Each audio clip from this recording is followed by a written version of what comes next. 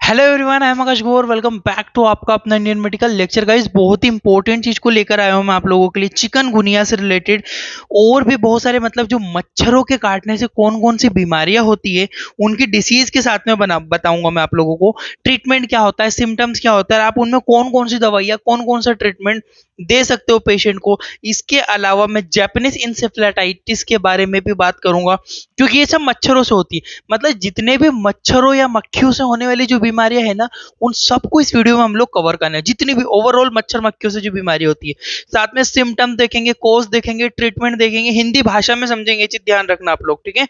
आइए स्टार्ट करते हैं हम लोग, ठीक है। तो सबसे पहले हम लोग आते हैं चिकनगुनिया के ऊपर कि चिकनगुनिया एक्चुअल में क्या होता है। क्योंकि देखो, चिकनगुनिया जो है, इसको हाईलाइट कर दे रहा हूं मैं। चिकनगुनिया क्या होता है? चिकनगुनिया एक ऐसा इन्फेक्शन होता है जो कि किससे फैलता है। चिकनगुनिया मेनली फैलता है किसके द्वारा? ये फैलता है हमारा चिकनगुनिया मच्छर के द्वारा, ठीक है।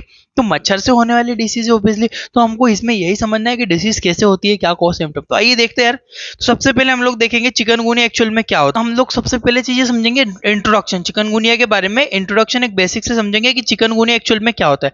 देखिएगा, chikungunya is a infection which is cause by chikungunya virus. Virus होता है चिकनगुनिया, वायरस की वजह से आपको जो चिकनगुनिया नामक बीमारी फैलती है। चिकनगुनिया वायरस, जो चिकनगुनिया वायरस इन्फेक्शन होता है, जो कि चिकनगुनिया नामक वायरस से होता है, ठीक है। दूसरा पॉइंट देखिएगा, this virus transfer human by mosquito bite. सबसे इंपॉर्टेंट चीजें मैं बता रहा हूं आप लोगों को। क्या बोल रहा हूं मैं कि ये जो डिसीज होती है किससे थ्रू फैलती है? मॉस्किटो बाइट, यानी कि मच्छर के काटने से ये बीमारी फैलती है, ठीक है।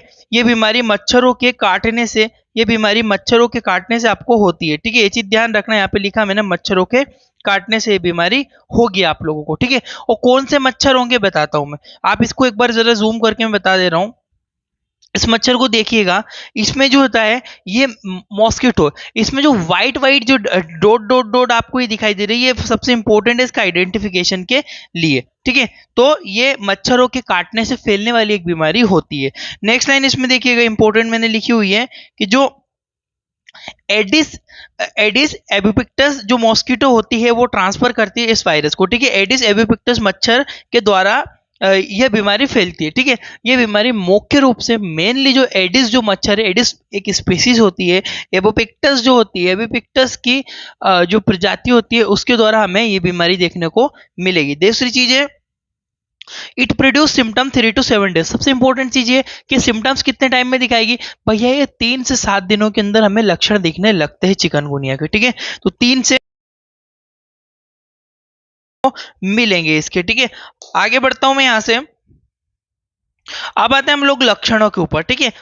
सॉरी, पहले कारण देख लेते हैं, कॉज, फिर सिम्टम्स देखेंगे, ठीक है। तो इसके जो कॉजेस होते हैं वो क्या होते हैं, कॉजेस में क्या क्या कॉजेस आपको आएंगे, ठीक है। तो मेनली जो कॉजेस की अगर मैं बात करूं, तो यहाँ पे अगर आपको कॉजेस जो, it is the chikungunya is mainly cause virus, chikungunya virus से होता है। दूसरी चीज है एडिस एबिपिक्टस, अभी बताया कि इस मच्छर के द्वारा ये फैलती है। जो इसका जो कॉज हुआ, इसका जो कारण हुआ, वो कारण यही है कि ये एबिपिक्टस मच्छर के द्वारा फैलती है, ठीक है गाइस। ये चीज ध्यान रखना। आगे बढ़ता हूं।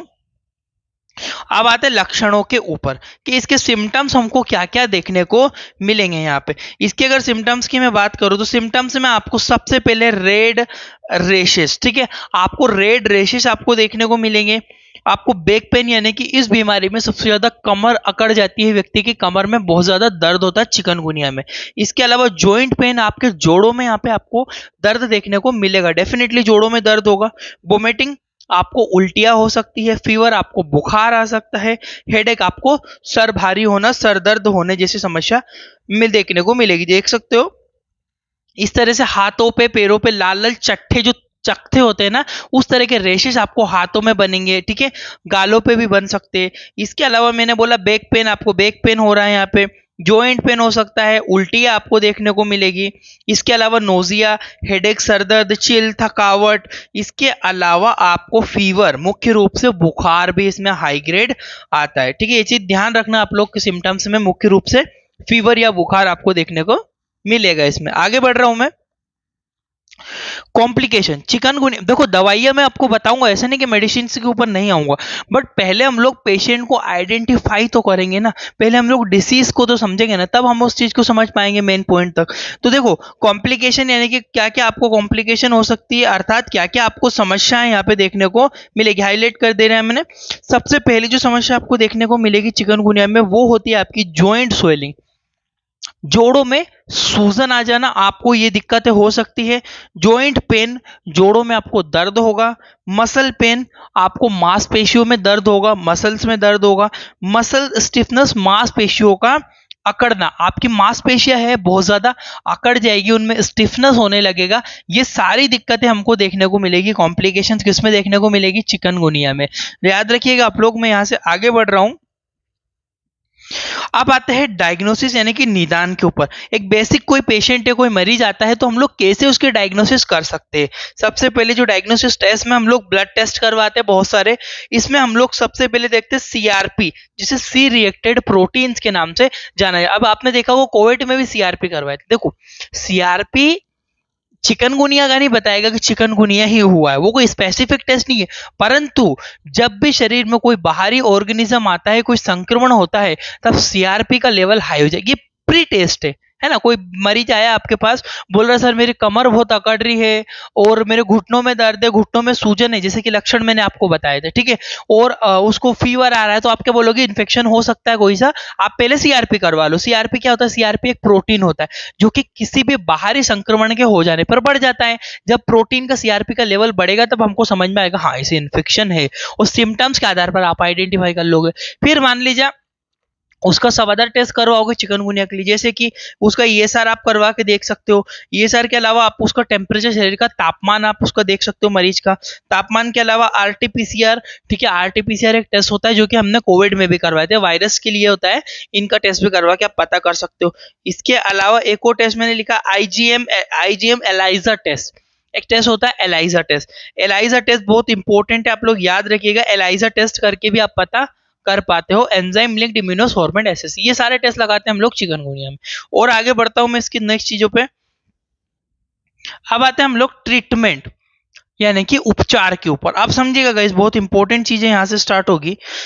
सबसे पहले देर इज नो एनी, सबसे बड़ा पॉइंट मैं आपको हाईलाइट कर देता हूं, देर इज नॉट अवेलेबल, यहां पे ये बोल रहा है there is not available any specific vaccination, यहां पर कोई भी वैक्सीनेशन अवेलेबल नहीं है चिकनगुनिया के लिए स्पेसिफिक कि आप उस वैक्सीनेशन को देके मरीज को सही कर पाओ, ठीक है। चिकनगुनिया के लिए कोई विशिष्ट वैक्सीन नहीं बनाई गई है, कोई भी विशिष्ट वैक्सीन उपलब्ध है ही नहीं।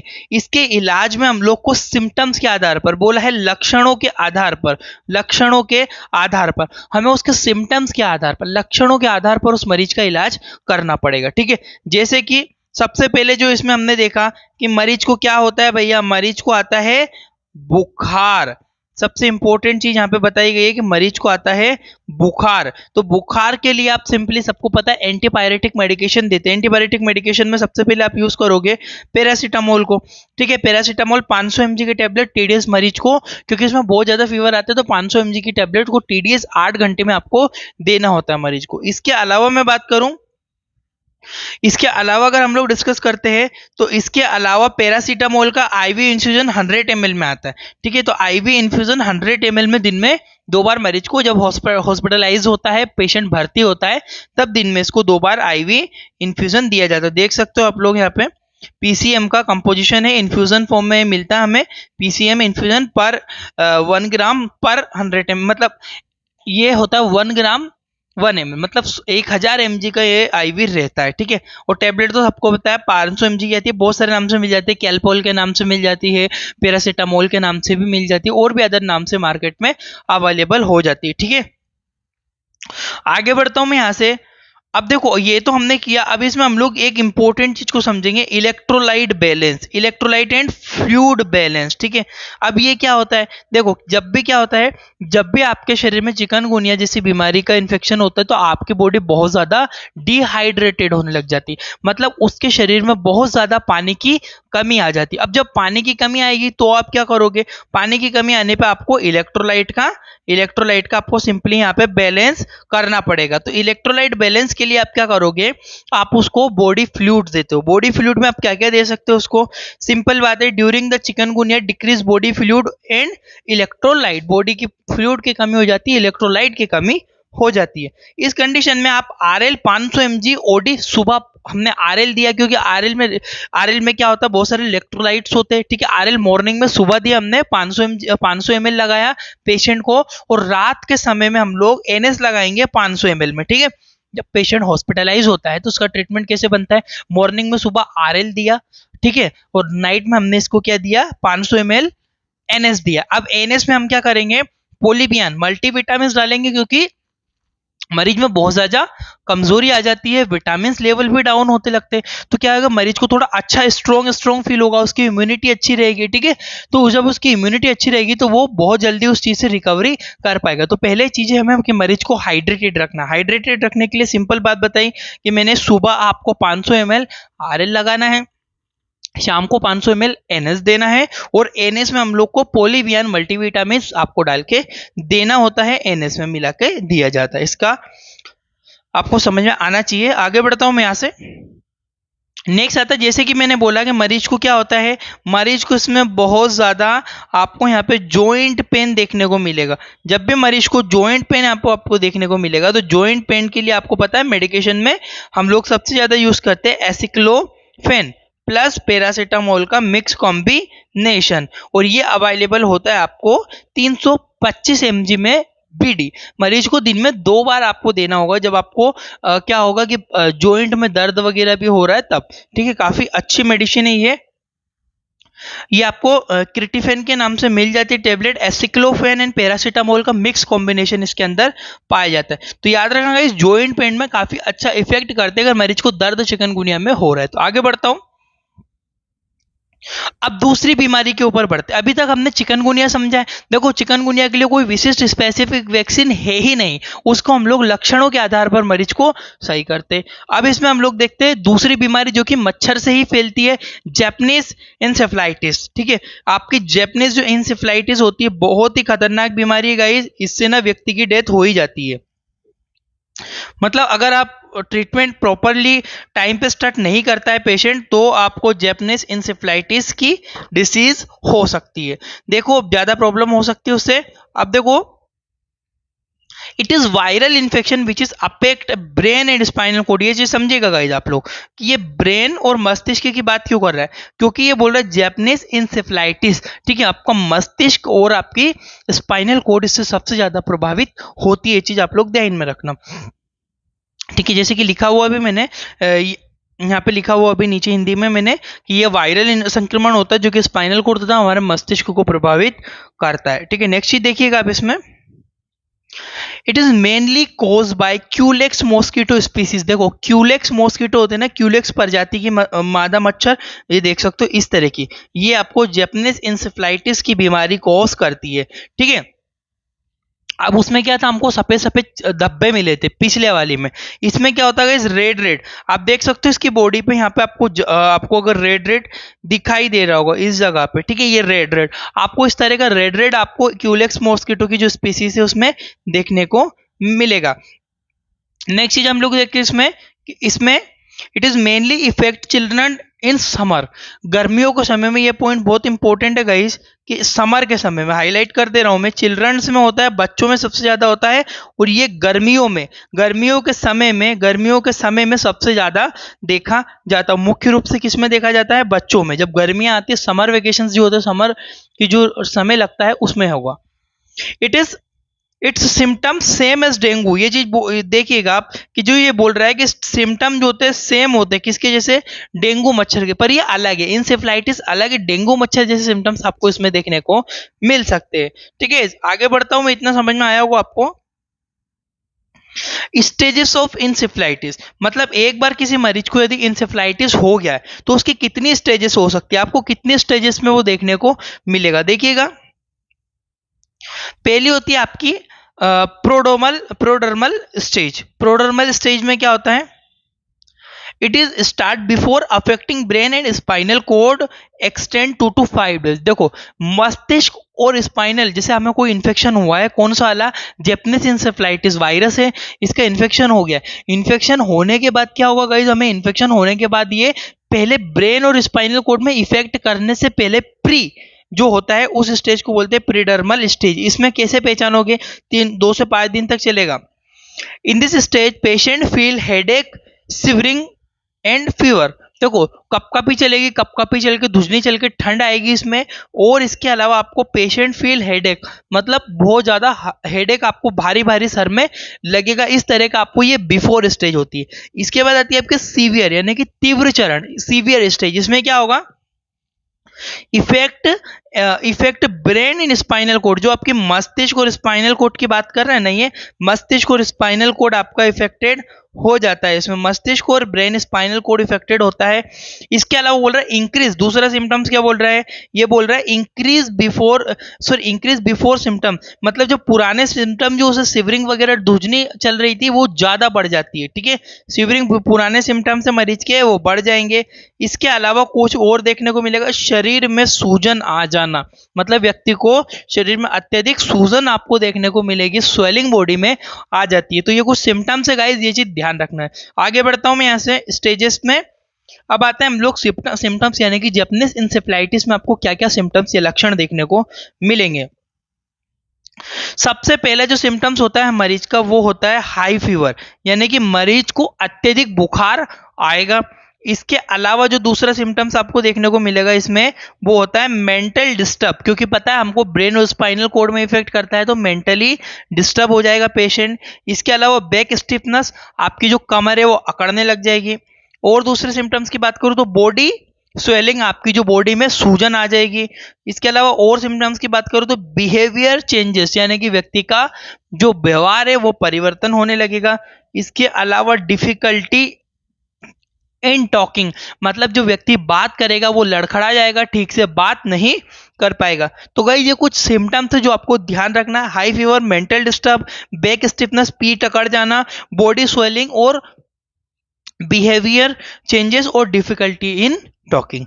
आगे बढ़ रहा हूं मैं, कॉजेस के ऊपर आते। अब आपको कॉजेस में क्या क्या समझने, क्या मतलब कैसे कॉज होता है, ये कारण क्या होता है इसका। ठीक है, तो इसमें सबसे मैंने पहली और इंपॉर्टेंट चीज यहाँ पे लिख दी है कि भैया it is a mainly cause by flavi virus. एक फ्लेवी वायरस होता है, उसके द्वारा ये बीमारी फैलती है। और दूसरी चीज मैंने यहाँ पे बताई हुई है, it is transfer by mosquito bite, जब भी कोई मच्छर आपको काटता है उसके द्वारा ये फैलती है आप लोगों को। ठीक है, आगे बढ़ता हूं मैं, यहां से कॉजेस याद रखना।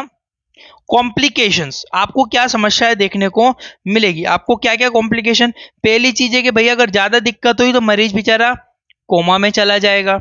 और अगर सीजर, झटके आने लगेंगे उसको। सीजर्स के अलावा आपको पैरालिसिस यानी कि लकवा हो सकता है, और ये लकवा परमानेंट भी रह सकता है व्यक्ति के ठीक होने में। इसके बाद दूसरा इंपॉर्टेंट जो डिसऑर्डर है, कंप्लीट मेंटल डिसऑर्डर, पूर्ण रूप से मरीज को मेंटली डिस्टर्ब हो जाएगा, पूर्ण रूप से मेंटल डिसऑर्डर उसको होने लगेंगे। तो ये कुछ सिम्टम्स है जो आपको, कॉम्प्लिकेशन है जो आपको ध्यान रखना है, क्या क्या दिक्कतें आपको होगी। देखो सिम्टम्स और कॉम्प्लिकेशन एक अलग चीज है। सिम्टम मतलब लक्षण क्या दिख रहे हैं, कॉम्प्लिकेशन मतलब उसको क्या समस्या हो गई वो है ना बाद में। अब आते हैं निदान इंसेफ्लाइटिस के जो निदान, जो कि डायग्नोसिस जो हम करते हैं, क्या क्या डायग्नोसिस हो सकती है। सबसे इंपॉर्टेंट चीज की बात करो डायग्नोसिस की, तो पहले तो आप करवा लो सीएसएफ, क्योंकि हमें पता है मस्तिष्क और स्पाइनल कोड में इफेक्ट करता है। तो सीएसएफ निकला के सीएसएफ की माइक्रोस्कोपी फिजिकल एग्जामिनेशन आप करके पता कर पाते हो। इसके अलावा आप लोग इसमें आरटी पीसीआर टेस्ट कर सकते हो, एलाइजा टेस्ट आप कर सकते हो, ये आप सीआरपी आप कर सकते हो, सी रिएक्टेड प्रोटीन, और सीबीसी टेस्ट भी आप कर सकते हो। इनके थ्रू आप लोग आइडेंटिफाई कर पाओगे कि क्या आपको प्रॉब्लम्स हो रही है। और एलाइजा टेस्ट के थ्रू, याद रखना गाइस, एलाइजा टेस्ट के थ्रू मेनली है, और एलाइजा और दूसरा आपका आरटीपीसीआर, इन दोनों टेस्ट के द्वारा आप एग्जैक्टली आइडेंटिफिकेशन कर पाओगे। आगे बढ़ता हूं मैं, गाइस आगे बढ़ने से पहले बता रहा हूँ, वीडियो इसलिए नहीं आई है बहुत दिन से क्योंकि हमारा नया कोर्स डेवलप हो रहा है। अगर आपको ये चीज़ समझ में आ रही है ना, प्लीज़ फीडबैक तो आप जरूर देना, कमेंट करके मुझे बताना कि आप एक्चुअल में आपको चीज़ समझ में आ रही है। इसकी पूरी मैं आप लोगों के लिए बुक रेडी कर रहा हूँ, फुल मेडिकल नॉलेज, पूरी डिटेल से बीमारियों का लक्षण, ट्रीटमेंट वगैरह क्या होता है, पूरी ऐसी मोटी बुक आप लोगों के लिए बनाऊंगा जो अगर आप लोग को चाहिए तो आप मुझसे ले सकते हो। बट आपको अमेजोन वगैरह इधर उधर नहीं मिलेगी, वो आपको मुझसे ही लेना पड़ेगा, तो आप मेरे से ले सकते हो। दूसरी चीज़, पीडीएफ फॉर्म चाहिए तो हमारा ऐप खुद का अभी डेवलप हो रहा है, अंडर प्रोसेस है, और वो ऐप बहुत जल्दी बन जाएगा। जितनी जल्दी बनेगा वो क्लास प्लस से जो कि हम लोग बनवा रहे हैं, क्लास प्लस के थ्रू बनवा रहे हैं, ये कोई पेड प्रमोशन नहीं, मैं बस आप जस्ट इन्फॉर्मेशन के लिए बता रहा हूँ। क्लास प्लस से हम लोग ऐप बनवा रहे हैं, ऐप में आपको पूरी डिटेल से चीज़ें मिल जाएगी, कैसे होगा, कैसे करते हैं, सारी चीज़ें आप लोग को वहाँ पे पीडीएफ फॉर्म में भी मिलेगी, और कोर्स आपके सिलेबस के अकॉर्डिंग हिंदी प्लस इंग्लिश दोनों भाषा में आपको वहाँ पे मिलेंगे। ठीक है, इसको याद रखिएगा। जैसे ऐप बनेगा लगभग 1-1.5 महीना और लग जाएगा, जैसे ऐप डेवलप होगा मैं आपको बता दूंगा। ठीक है, आगे बढ़ता हूं मैं यहां से। डायग्नोसिस के बाद ट्रीटमेंट।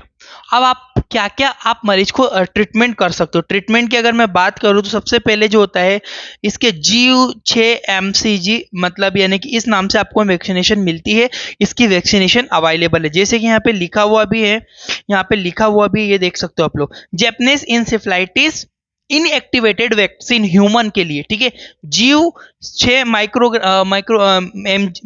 माइक्रोग्राम की होती है, और ये 0.5 ml की होती है। 0.5 ml में अवेलेबल रहते हैं, सिंगल डोज इसमें होता है। तो याद रखना, जीव 6 mcg की आपको माइक्रोग्राम में मिलती है, अवेलेबल हो जाती है। ठीक है, आगे बढ़ता हूँ। याद रखना, इंपॉर्टेंट वैक्सीनेशन है जो कि हम लोग जैपनीज इंसेफ्लाइटिस में देते हैं।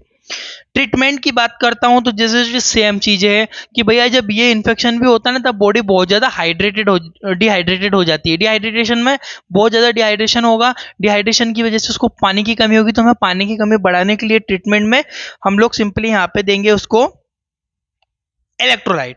इलेक्ट्रोलाइट बॉडी में बैलेंस करना है आप लोग को। इलेक्ट्रोलाइट बैलेंस कैसे करोगे आप लोग? इलेक्ट्रोलाइट बैलेंस के लिए आप इसमें सिंपली स्टार्ट करोगे, इसमें आरएल को स्टार्ट करोगे। 500 ml की सुबह देना है, शाम को एनएस देना है। एनएस में आप मल्टीविटामिन देना है। क्यों मल्टीविटामिन हमेशा मैं क्यों बोल रहा हूँ? क्योंकि मरीज को प्रॉब्लम्स होती है, इसलिए आप इलेक्ट्रोलाइट का बैलेंस करते हो। इसके अलावा अगर आपको यहाँ पे ज्वाइंट पेन अगर वगैरह देखने को मिल रहा है, बॉडी में जकड़न वकड़न हो रही है, तो उसमें आप लोग क्या कर सकते हो? एसिक्लोफेन पैरासीटामोल का कॉम्बिनेशन, और अगर बुखार ज्यादा है तो पैरासीटामोल का आईवी सस्पेंशन वगैरह दे सकते हो। आपको बेसिक चीजें जो आनी चाहिए। ठीक है गाइस, नेक्स्ट पढ़ते हैं हम लोग मलेरिया के ऊपर। अब हम लोग मलेरिया के बारे में, क्योंकि मलेरिया भी मच्छर से फैलने वाली बीमारी होती है, तो मलेरिया में हम लोग क्या क्या कर सकते हैं, मलेरिया क्या होता है समझिएगा। ये बहुत इंपॉर्टेंट है, थोड़ा सा इसको डिटेल से समझिएगा। जो मलेरिया होता है, malaria disease which is mainly cause by malaria parasite. Malaria एक ऐसी बीमारी होती है जो कि मलेरिया पैरासाइट की वजह से हमें देखने को मिलती है। ठीक है, मलेरिया बीमारी मलेरिया पैरासाइट से होती है। इट इज मेन, ये ब्लड पैरासाइट होता है ना, जो कि हमारे रक्त के अंदर घुस के हमें नुकसान करता है। In this it is mainly cause by mosquito bite, मच्छर के काटने से ही फैलता है। बेसिकली बात है ये तो। In this disease increase temperature of body, सबको पता है बहुत ज्यादा हाई ग्रेड इसमें फीवर देखने को मिलेगा आपको। आगे बढ़ रहा हूं मैं।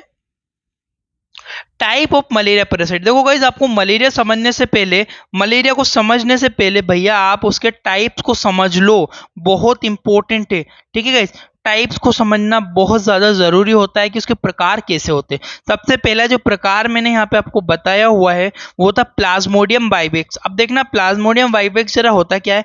This species can see Asia, north Africa and central and south America. ठीक है, सेंट्रल साउथ अमेरिका में भी आपको देखने को मिलेगी बीमारी। ज्यादातर प्लाज्मोडियम वाइवेक्स जो स्पीसीज है वहां मिलेगी। ठीक है, मलेरिया की यह प्रजाति एशिया, नॉर्थ अमेरिका और सेंट्रल और साउथ अमेरिका में आपको मिल सकती है। इसके अलावा अगर मैं दूसरे टाइप्स की बात करूं तो दूसरे टाइप में आपको सिंपली समझना होगा कि प्लाज्मोडियम फैल्सिफेरम क्या है। This species very rapidly separate, it is mainly seen in south and east Asia and India. India में भी आपको कौन सी मिलेगी? फेल्सीफेरम नामक डिसीज, फेल्सीफेरम नामक स्पीसीज जो मच्छर की होती है, पैरासाइट की होती है, मलेरिया पैरासाइट की, वो हमें इंडिया में देखने को फेल्सीफेरम। ठीक है, इसके लिए मेडिसिन आती है, इंजेक्शन आता है। फेल्सिको अगर आपने सुना हो तो मैं आगे बताऊंगा आपको कैसे होता है। आप आगे बढ़ता हूं मैं यहां से। दो स्पीसीज और है इसकी, इस मच्छर की दो स्पीसीज और है। पहली है आपकी प्लाज्मोडियम मलेरिया और प्लाज्मोडियम ओवेल। अब देखो दिस स्पीसीज जो प्लाज्मोडियम मलेरिया होती है, this species can C everywhere but it is not seen in Africa में जो है ये बीमारी नहीं देखने को मिलती है। अफ्रीका के अलावा आपको और भी बहुत सारी जगह देखने को मिल जाती है प्लाज्मोडियम मलेरिया। प्लाज्मोडियम ओवेल जो होती है it is only seen in west Africa.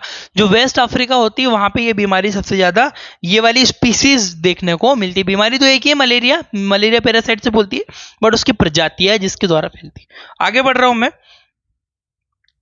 Treatment के ऊपर आते हैं गाइस। बहुत इंपॉर्टेंट चीज है ट्रीटमेंट। पहली चीज है ट्रांसमिशन, सॉरी ट्रांसमिशन के ऊपर आते हैं। इंपॉर्टेंट ट्रांसमिशन में हम क्या होता है, एनाफिलस मॉस्किटो, मच्छरनी का नाम है एनाफिलस मॉस्किटो। अब देखो आपने जो पहला जो व्हाइट डॉट वाली मॉस्किटो देखी थी, बट इसमें क्या एडिशनल है, इसमें बीच में आपको रेड रेड भी देखने को मिलेगा। ठीक है, इस तरह से रेड रेड और आसपास व्हाइट व्हाइट आपको देखने को मिलेगा। ये मेनली जो बीमारी कॉज करती है वो जो ट्रांसमिशन करती है वो एनाफिलस मॉस्किटो करती है। ठीक है गाइस, आप देखो लैब डायग्नोसिस आप लैब में कैसे पता कर पाओगे, ये भी इंपॉर्टेंट चीज है लैब डायग्नोसिस भी, कि भैया कैसे आप लैब डायग्नोसिस करोगे। इसमें रैपिड कार्ड मेथड, जैसे यूपीटी यूरिन प्रेगनेंसी टेस्ट लगाते हैं उसी तरह से ये कार्ड भी आता है। इस कार्ड में क्या करते हैं, यहाँ पे आप लोग देख पा रहे होंगे इस तरह का कुछ कार्ड होता है। इस कार्ड में आप क्या करते हो, यहाँ पे एक ड्रॉप ब्लड डालोगे, अगर डबल आया पॉजिटिव, अगर यहाँ पे आया तो ये सी मतलब नेगेटिव, इस तरह से control.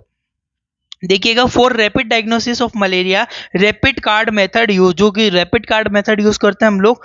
In this method add 1 drop of rapid card, मतलब रैपिड कार्ड में एक ड्रॉप ब्लड को डालते हैं और रिजल्ट देखते हैं, वेट करते हैं। ठीक है, रिजल्ट किस तरह से आएगा, जूम करता हूं मैं, देखो यहाँ पे दिया हुआ है T1 T2 ये पॉजिटिव है, C पे कंट्रोल नेगेटिव आएगा। ठीक है, तो इस तरह से आपको यहाँ पे पॉजिटिव और नेगेटिव देखने को मिलेगा। जैसे कि ये नेगेटिव है, बीच वाला नीचे लिखा हुआ है नेगेटिव। ठीक है, एस मतलब यहाँ पे लिखा हुआ है एस, देखिए देख सकते हो आप लोग एस, ये लिखा है एस। यहाँ पे आपको सैंपल को पुट करना पड़ेगा, यहाँ पे एक ड्रॉप सैंपल डालो और जैसे ही वो आगे बढ़ेगा तो आपको रिजल्ट देखने को मिल जाएगा।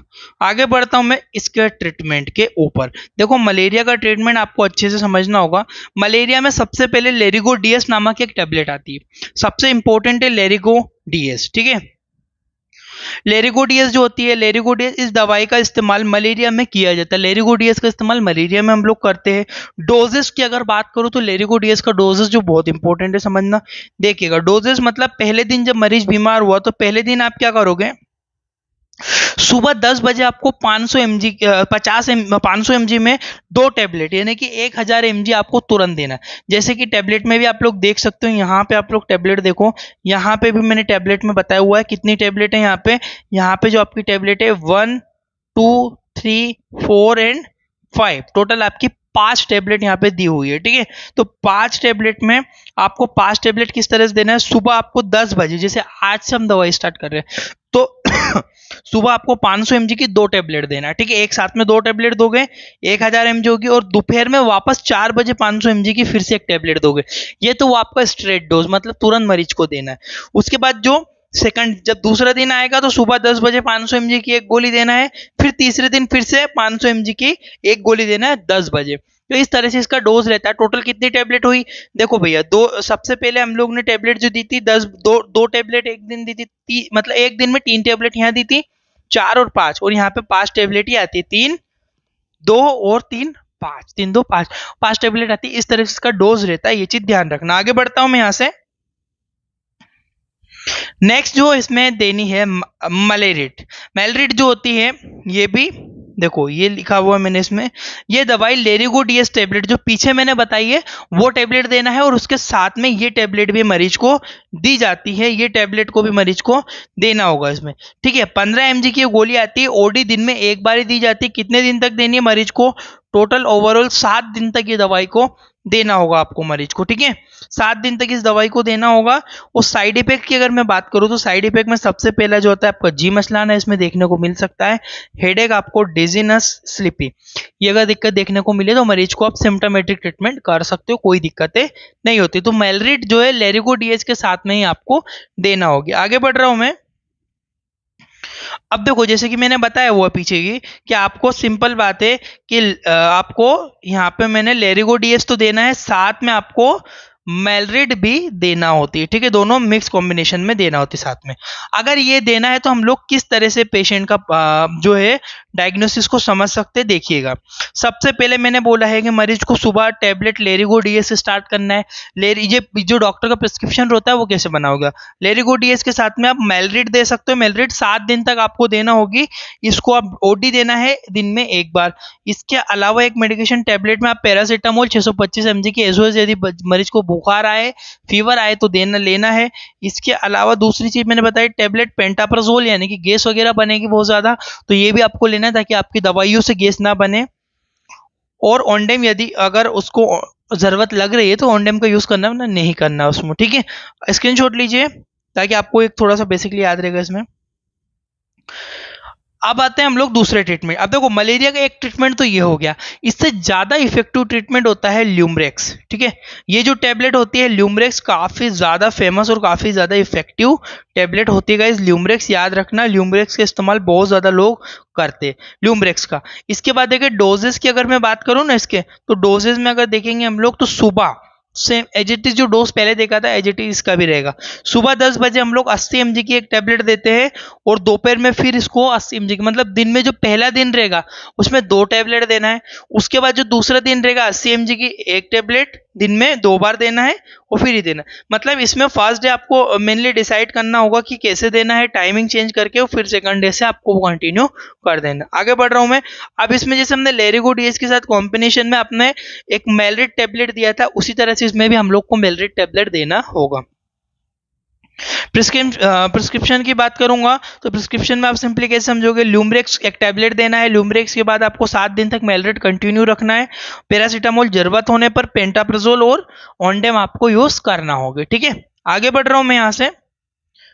इसमें आता है फेल्सिगो, सबसे इफेक्टिव ट्रीटमेंट। अगर ज्यादा प्रॉब्लम, मरीज को बहुत ज्यादा स्थिति खराब है तो आप फेल्सिगो का इस्तेमाल कर सकते हो। ये आईवी इंजेक्शन फॉर्म में होता है फेल्सिगो। ये इंजेक्शन मलेरिया फेल्सीफेरम स्पीसीज के लिए देते हैं मेनली। फर्स्ट डे पहले दिन 60 mg का दिन में 2 बार आपको देना होगा, फर्स्ट डे बीडी, देन उसके बाद 2 दिन तक फिर ओडी देना होगा। इससे आपकी कंडीशन मेंटेन आ जाती है। नहीं होता है तो 4 डे 5 डे डॉक्टर के अकॉर्डिंग एक्सटेंड कर सकते हैं, ठीक है। फेल्सिगो इंपॉर्टेंट है, ये भी याद रखना आप लोग, ठीक है। आगे बढ़ रहा हूँ, ठीक है। यहां तक आपको मेडिकेशन इतना तो समझ में आया होगा। ये 3 डिसीज मैंने बताई, जैपनीज इंसेफ्लाइटिस और मलेरिया, और इसके अलावा मैंने आपको स्टार्टिंग में जो डिसीज बताई थी वो कौन सी थी, स्टार्टिंग में हम लोग डिस्कस किया था चिकनगुनिया। तो इतनी बीमारी आपको समझ में आई हो तो प्लीज आपका फीडबैक कमेंट में जरूर देके जाइएगा। और आप लोग कितने जो हमारा ऐप है वहां पे आप लोग आके पूरी डिटेल से चीजें पढ़ना चाहते हो जरूर बताइएगा। मैं thank you for watching guys, आपका अपना इंडियन मेडिकल लेक्चर।